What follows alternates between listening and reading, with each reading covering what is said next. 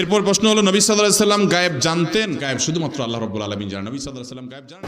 আপনার তো দরকার নাই নবী ইলমে গায়েব জানে এটা প্রতিষ্ঠা করা। তো যারা বলে নবী গায়েব জানেন, আপনি তাদের দলে যোগ দিলেই তো হয়।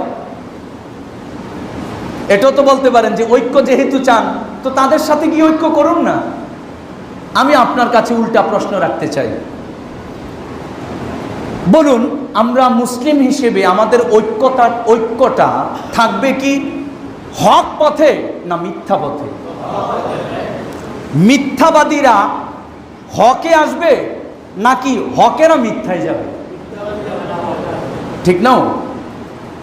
এখন যদি তারা প্রমাণ করতে পারে যে নবী গায়েব জানে না, নবীজি যে গায়েব জানে, তারা তো ওই বললাম আশরাফ আলী থানভী কিতাবে লিখেছে যে নবীজি যে গায়েব জানে এটা পাগল ছাগলেও জানে, মেনে নেব আমি।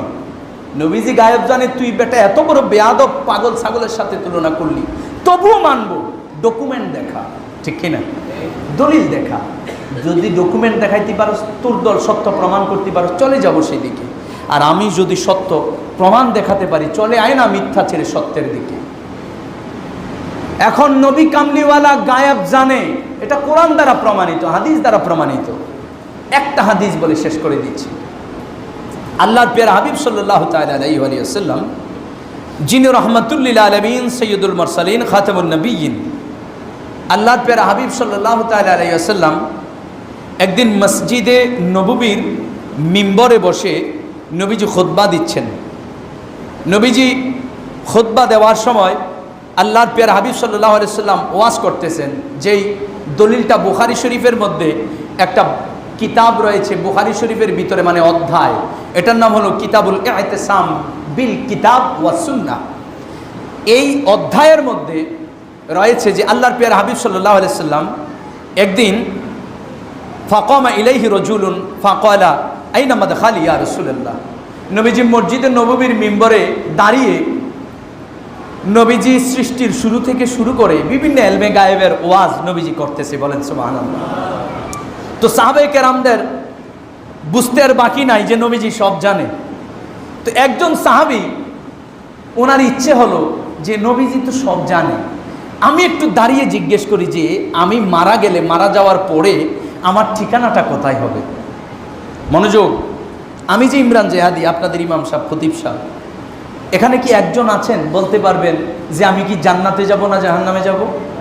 কেন? কারণ এটা তো গায়েবের খবর, আপনি জানবেন কেমনে? এবং আপনারা মুসল্লি, আমরা বলতে পারবো না একটা মুসল্লি খারাপ লোক কাজ করার কারণে এটা বলার ক্ষমতা আমার নাই যে এই লোক জাহান্নামী।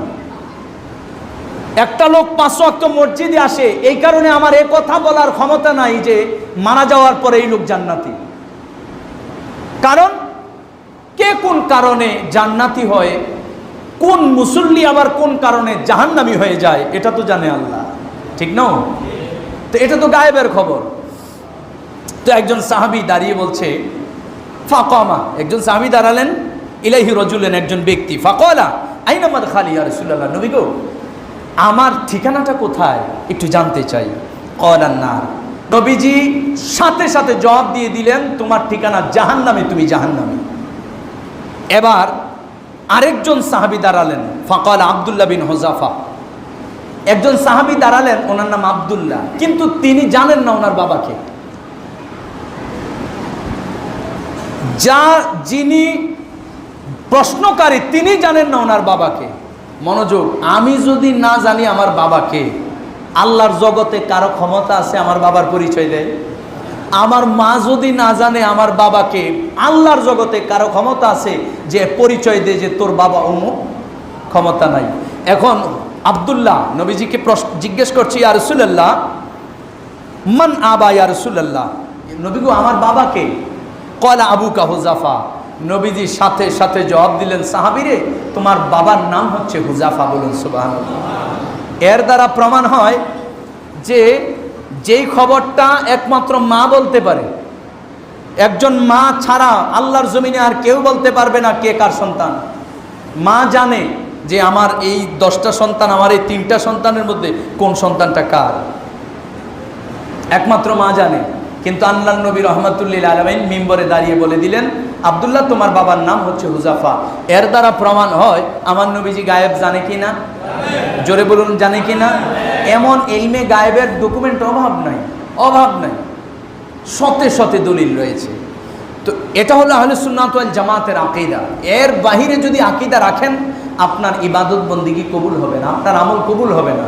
কারণ আমল কবুল করানোর 1 নম্বর পূর্ব শর্ত হলো আপনার আকীদা, আপনার বিশ্বাস পরিশুদ্ধ, বিশুদ্ধ হতে হবে। বিশুদ্ধ আকীদা রাখা ছাড়া যত ইবাদত বন্দিগি করেন, ওই ইবাদত বন্দিগি কবুল হবে না।